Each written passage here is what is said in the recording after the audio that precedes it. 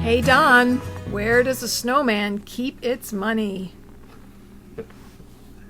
I don't know where. In a snowbank? I was thinking that. I just didn't want to spoil it for you, like you spoiled mine. How do chickens, I got another one for you. How do chickens dance at a holiday party? Chick to chick. You saw that. We're scrolling through the same list of jokes on my phone. So we're here again with another Tuesday Tips, and we're talking about holidays. And we're going to talk about holiday traditions. I want to talk about first, like, what were some of your holiday traditions at your home? Oh, I got another joke. Another joke. Oh, we get a bonus here. What do you call a snow person in July? Water? A puddle. You're stealing my thunder. Holiday traditions. Holiday tradition. So when I was a kid, I remember my mom would make cookies. I don't typically remember her making cookies other times of the year, mostly at Christmas. And I remember I got to be the sifter. I got to sift the flour. Oh. And the flour went everywhere. Oh my.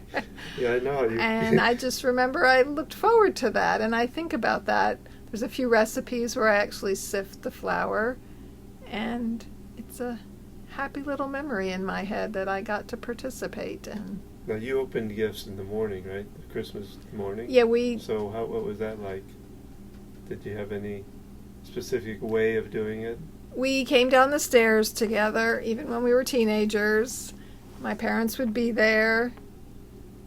We'd stand on the stairs, and I don't know if we did our stockings first. You've been with my family at the holidays. We're very methodical. One person opens a gift at a time, and we all give hugs, and then we go to the next person. Maybe I have to ask my mom when we were younger. Hugs would have been nice enough.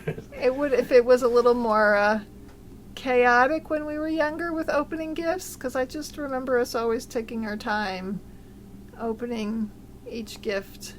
Very methodical. To each other. And I mean, what I really remember is, so my grandparents, both sides, lived in New Jersey, and most of my aunts and uncles when I was growing up were still out in New Jersey, and we moved to Ohio when I was 2, and then to Pennsylvania. And so we would go back for holidays, maybe not every year, but probably at least every other, and make that long drive. And we would go to the Menzos, my dad's side, on Christmas Eve. And we'd have a big celebration there and eat lots of food and lots of dessert. And then Christmas Day we'd spend with the Elefantes, my mom's side, and have lots of food and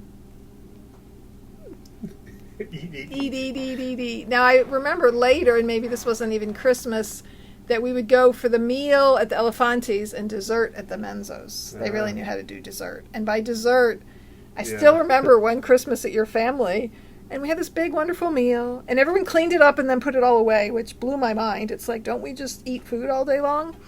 And then someone brought a dessert. One person brought brownies or something. I'm like, that's not dessert. When you go to the Menzos, someone's got the cannolis, someone's got the Italian cream pie, my dad's favorite, someone's got crumb cake, someone's got cookies. I think your memory's a little short because we'd have, Mom would always make pie, so we'd have pie. Well, I'm just remembering one Christmas. I think it's one person brought in pie brownies, but we always had cookies and pies. This might have been after your mother Passed? I don't know. Okay. I don't know. That's just, maybe it wasn't Christmas. It was probably another holiday. Anyways, you interrupted my rambling of desserts that were there at the Menzos. And, you know, you'd have a half a slice of this pie and a half a slice of this. You'd have a half a slice? of 5 different pies. And you had a little bit of everything. And probably explains why I got sick several years on the holidays from all that. I mean, and why you had to do restarts now. But it was a joyous time, right? What I really remember, my grandmother, the woman who never ate because she was in the kitchen cooking, like I never saw her sit down, and all the antipasta. I mean, there was olives and cheese and crackers, and I loved that more than the main meal. Like, forget the main meal. I could have just eaten all the hors d'oeuvres stuff beforehand, and there was always a pasta dish. That was another thing. It's like, there's no pasta at the holidays along with your ham or whatever. There was always some form of baked ziti. My grandmother used to do squid. Oh. Was that a Christmas Eve tradition? Sounds like a Lebanese kind of thing, because I think somebody... Oh, really? I thought it was Italian. Yeah, I was going to say that. Calamari. Yeah. It was mixed in with the spaghetti, which was kind of creepy. Oh, so that's a blue ink kind of thing. No, I don't remember it being blue. Yeah. But, so those are some of my memories from my childhood. Well, ours was Christmas Eve, and we'd go out looking at lights while Santa Claus would... He came to our... I don't try to remember how they explained why he would come on Christmas Eve, but we were some of the first houses he hit. You know. But somehow that story was created with your oldest brother, and by the time you came along, it just was the norm. Well, we'd go out looking at lights, and Mom always had to stay home because she had some extra cleaning to do or ironing or something to do. And that always baffled me. I was like, why do you have to do that now? Can we not all go out together and look, knowing that she had to get into the cedar cabinet we had that would hold all the gifts. Took you years to learn that. Did you figure that out about? That was 10, I think, when I finally figured it out. Oh, you were pretty young. But yeah, we'd go out, and my brothers and sisters, I think when they got to a point they knew it, and I didn't know, about Christmas, about the reality of it or whatever. They would do things. My brother would knock me over in the seat and hold me down, and somebody'd be going, "Oh, there's Santa! Oh, I look at the sleigh, it's big!" And they'd go, and I'd be like, "Let me go! I want to see it! And then by the time they let me go, I said, "Oh, it's just past that cloud over there," which would really frustrate me. But I know they really kept the magic alive for you, didn't they? They did. They did make Christmas. I was always excited for Christmas, and I didn't realize it, but Dad he could see from the street above our street that crossed, like did a T across our street. He could drive by and see the signal was the light the porch light would be either on or off. I can't remember which one it was. And if it wasn't there yet, he would keep driving, And I'd be like, "Can we go home?" I just want to go home. Santa Claus was apparently close by. I want to be in bed or whatever. And so then you would get home after Santa arrived, and the tornado would hit. And you just all walk in and start unwrapping, or how did that go? Yeah, pretty much. Because we'd finish wrapping, and then. So, like, how late was this? Well, it was. I would say it's probably 9 o'clock. So how did your parents get you to bed on Christmas Eve? I mean, that was... Well, we would go to midnight mass. Oh. We'd always do well, not always, but most of the time we'd do midnight mass. But I mean, the whole fun of Christmas is go to bed, because if you want Santa to come, you've got to be asleep. So we had to be in the car. You were up all night then after you opened all your presents? No, we'd come home because then, I mean, there was no big thing about getting up in the morning except to play with whatever, maybe the toy or whatever you got. And there was this one angelic Christmas where we did a special midnight mass of a friend of, I think this is when my older brothers Ken and Bob were in the seminary, and one of their friends that had either graduated, become a priest, or he's a deacon, had a special midnight mass at DePaul Hospital, which was where I was born. Actually, they had a really nice chapel there. So we went down for that, and we came outside, and it was snowing. It was just like something out of a movie. It was this, and we were playing and dancing, and I just remember it was it was just made the toppings to a really kind of almost a perfect Christmas in a way. That just brought back a memory. We were traveling to Pennsylvania. You and I? Yes, for Christmas. And we stopped in Maryland. We drove like halfway. I have this. We stopped. Was it when we stopped at your? No, that was. No, in Ohio. No, for some reason we spent the night in Maryland, and then we came out and it was snowing. Was that it when we stayed at your friend's? I broke the mattress. No, she said she was in Tennessee. Oh. Right. It was an air mattress, and Don did the nesty plunge, and no, that's a different tradition. That's how it broke. Yeah, all I remember is we were in Maryland, and I think it was Christmas time, and because we went to go to church that morning. I have Do you have some that memory of it? but I don't remember. There were no kids yet, so I don't know when that was, and for whatever reason, we stayed overnight somewhere in Maryland, and then I just remember that magic. It was probably one of the Christmas. Your parents were still up there at that time.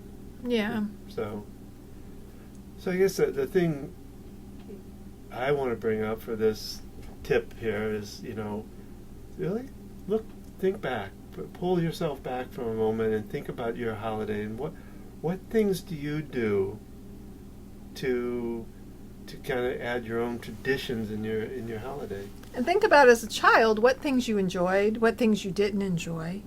And a tradition doesn't have to be a big, grandiose whatever. It can be something simple, like hanging the stockings on Christmas Eve. Yeah. Yeah. It could be something really simple. Or a special ornament, Decorating ornaments each year, making something together as a family. We've started this thing actually more recently where we have strips of paper and you write what you're grateful for, and then we make a chain. So instead of a countdown chain to Christmas, we made a count up chain, and we added on to it each day, building up to Christmas. And it was fun because especially since our oldest has moved out, and thinking we need to kick that off at Thanksgiving this year, of writing things we're grateful for, and then we can put them up one day at a time. That would be a fun way to expand things for our youngest, who's now kind of the only kid at home, is when we get together with the others to have them, make up a list of different things to be grateful for, and then we pull them out of the basket and we can see them as we staple them together to make a big ring. We used to have one that we then would put on the tree then as kind of a garland going around the tree. So there's lots of different ways to have traditions. It can be something simple. It can be going out and looking at lights. We used to go to Unity service. I was raised Catholic as well. But Don and I attended the non-denominational Unity Church in Charlotte, and we would go to they had a candlelight Christmas Eve service. And then after that, we would go look at lights. And it became our thing that we did. Unfortunately, when our first child with OCD flared up, it became sort of a stressful thing. Yeah, the church. And then it was kind of like what we had to do. And then we talked about going to look at lights recently. And our oldest just did not have happy memories because of those tough years that we had in there of doing that. And yet we did this last year where I work. It's a big continuous care retirement community of different levels of care for seniors. And they did a holiday lights display. It's something I think they started with COVID. And different partners brought in decorations, lights, because it's a big campus. And so they invite families to come several nights prior to around the holidays. And so we all went and drove around, which was fun for me. You get to see all the different places I've worked on the campus and enjoying the lights and music. So, we both told some really good memories we have from it. And that's what traditions, I think, are really about, is making those memories that your kids in the future will regale to their kids, and it'll be a bright memory for them, a fun memory they'll cherish. So I think it's very important to have traditions of some sort. Putting together a holiday album after the fact. Now you can do that virtually. Yep. Pulling things together. I have a book. I've got to find this book. Someone gave it to me, I'm sure, as a gift. And it's every year you write down kind of where you went for Christmas and who you celebrated with, which was really wonderful with us having families in different areas of the country. And some years we traveled, some years we stayed put. And I would fill that in initially, and it's been a long time since I've done it. It slowed down with what we went through with all the and I just misplaced the book at some point, but I would love to pull that out. But, creating something like that as a place to write out those memories and have those things to look back on. And something to think about with now being the end of the year is to think about some traditions around what you can do for New Year's. Right. And what we used to do. Mm-hmm. You want to talk about it? Remember that? So going to the Unity Church, the other big service that we loved was their New Year's Eve. They called it the Burning Bowl and Letters to God. And when we first started going, Burning Bowl involved a procession of walking outside with like a charcoal grill pit. And what you would do, we'd had a whole service prior, there was music, there was contemplation, and you wrote down on a piece of paper things you wanted to release, whatever you wanted to let go of. And then we proceeded outside and we released it into the fire. And the kids used to love to watch it burn. Well, then years later, they started using flash paper that burns instantly, and we did it inside, and our youngest was enthralled with flash paper. It was like terrifying and thrilling at the same time of how quickly the paper just disintegrated right in front of you. Wow. And so that was part of the ceremony. And then the other part was Letters to God, is what they entitled it. And what it was kind of writing a letter to your future self, kind of where you wanted to be, what hopes you had for the coming year. Well, they tell you to act like it was the end of the new year. So there were different ways to kind of approach writing it, right? So I tended to focus on, I'm grateful that all this has come to fruition in my life, thinking about, to a year from now. And then they would hold the letters, you have them addressed, they would stamp them. And then sometime around October or November, they mailed them to you. And so then, we started on New Year's Eve. We would read our letters from the previous year before we went to the Unity service. And it was really fun, as our kids were young, because we started that, Harrison was little. Yeah. And we were writing for him, or he was probably scribbling on the paper, or as our other kids came along, I remember that. He used to... I think Happy did that too, where she just scribbled and scribbled and scribbled, and it was. And it's funny when you have young kids and they do that in December, and a whole year later, they're older and they look back on those former letters, and it's entertaining, it's funny, We still have some. I know. And I saw when we moved Abby, she was still holding on to some of her letters. That was really. She had. Yeah, so it meant something, I think, to him. And it's a powerful tradition, and we'd stopped. There was a year Harrison was working, and then with COVID, and I've said to myself, we can do that on our own without going to the church, and yet we haven't done it in the past couple years, and I've been thinking a lot about that because it's something we all enjoyed. It just had a lot of, I guess, anchoring for us, really. Yeah. I like to make a list of gratitude now, if not at the end of the year, the beginning of January, and just thinking back through the year and things that we're grateful for, and being able to focus forward on what we want to create for the new year. So having different things like that you can really enjoy. Somewhere I read, I get these ideas that people had written down things they were grateful for all year long and put them into a bowl, a box, or something. And then on New Year's Eve, they would get together as a family and they would read the different things. And I've always thought that was a lot of fun, and different things and you can start traditions anytime. Yeah. You can start something new and say, we're going to do it differently this year. I know we had everyone come to our house the year you had your open heart surgery on November 1st. And so instead of going to my parents', we had everyone come to our smaller house. And we put a bunch of tables in our basement here, which I loved because my grandparents, they had a small Cape Cod in New Milford, New Jersey, and aunts and uncles and all kinds of people would come over when we were there at the holidays, and they had a big table. It was also the ping pong table. And they had big tables in the basement, and you'd get your food upstairs, and you'd go downstairs and eat. And so it kind of reminded me of that we had these big tables. And because we actually had breakfast here first, I made a bunch of different kinds of muffins. Yep. And it was fun. I celebrate because that was at Thanksgiving time. We did that. So yeah, I'm doing it a little bit different sometimes.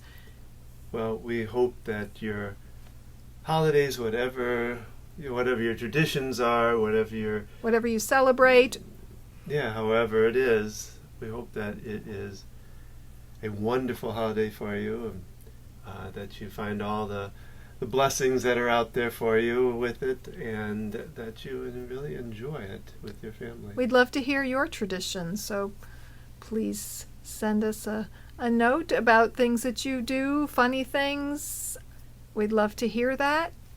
And remember, the gift that your family most needs is your presence.